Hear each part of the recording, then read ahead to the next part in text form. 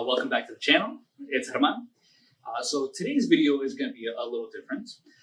Most people who know me, and especially those who have known me for a long time, know that I love fitness and I like to work out regularly.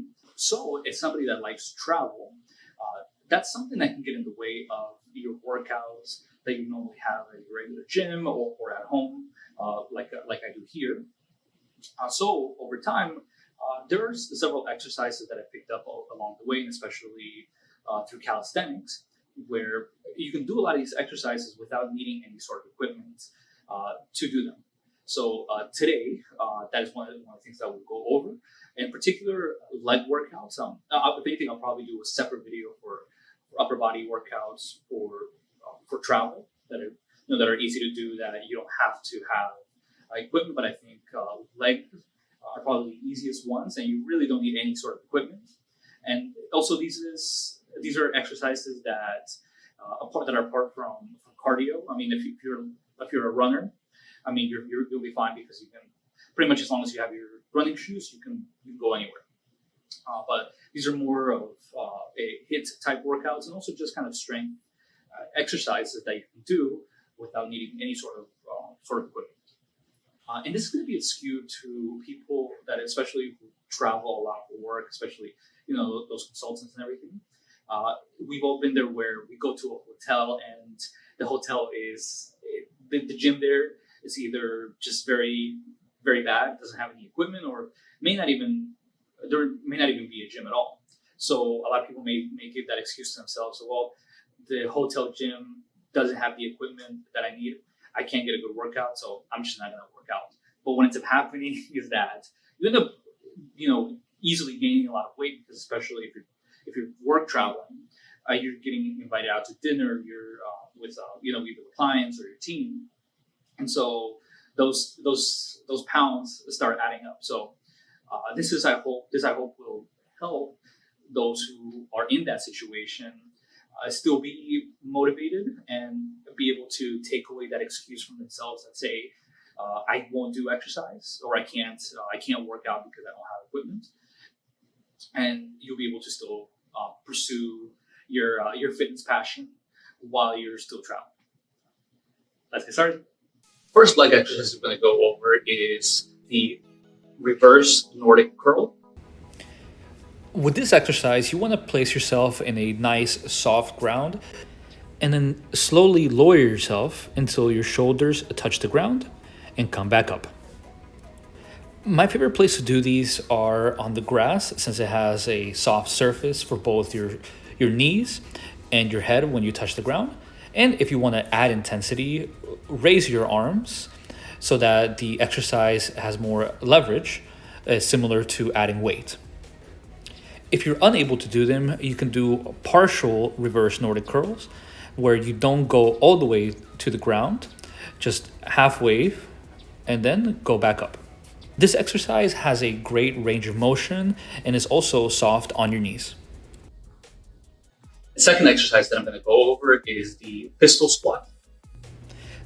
This exercise is simply a one-legged squat, where the hardest part, I think, is actually the balance. If you're somebody that does squats regularly, that I think is going to be the biggest difficulty in the exercise. Another thing that might get in the way is having a low ankle mobility. This actually makes it a lot harder. So one thing you can do to bypass that is simply elevating your heel, and you'll actually probably be able to do them without any issue. And the third and final exercise that I'm going to specify in this video is the burpee. But it's not just any burpee. It's a more advanced type of burpee. But I promise you're going to get a nice smoke session if you do this right with the right intensity.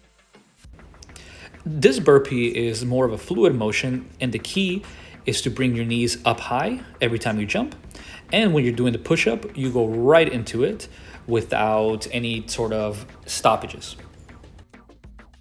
Other burpee that you can do is the old-fashioned burpee, where everything is one step at a time rather than one fluid motion, where when you jump, you also keep your legs straight rather than bringing your knees up.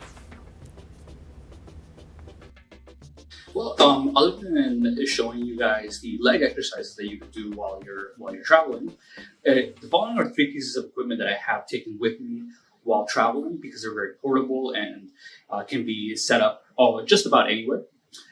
First item is a resistance bands, or just multiple of them. These are probably the easiest things to pack. I mean, you can fit them anywhere, and they can help you stretch, but they can also help you do some other strength exercises that you may not be able to do if you don't have any weights or anything like that. The second piece of equipment is parallettes. This one, again, very, very portable. You can fit them preferably in your check-in bag. Do not put these in your carry-on. I made this mistake in Philadelphia, and I put this in my carry-on, and TSA was freaking out. The 2 guys, you can tell they had never heard of such a thing. They probably didn't work out, to be honest. And they thought that I had a deadly weapon. I had to explain to them in detail, and even then they were absolutely clueless as to what I was talking about. So from experience, just put these in your check-in bag. And last item is our gymnastics rings. These, as long as you have a place to hang them up on, you can do any upper body exercise that you could want. You could also do biceps, triceps, shoulders, chest, everything.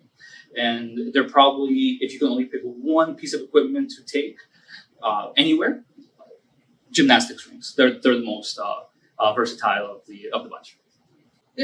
So all these exercise courses, these are not the only exercises that you can do without gym equipment while you're traveling. However, I think these will help you get the intensity that you might be looking for. And the main thing too is that it really takes away that ability for you to make that excuse to yourself and say, I'm not going to work out. With this, as long as you have space and time, which I'm sure you will, because these actually don't take a lot of time, you'll be able to do them. Well, I hope you found this video useful for your future travels. And if you have any questions, leave a comment down below. And don't forget to like and subscribe. Until next time.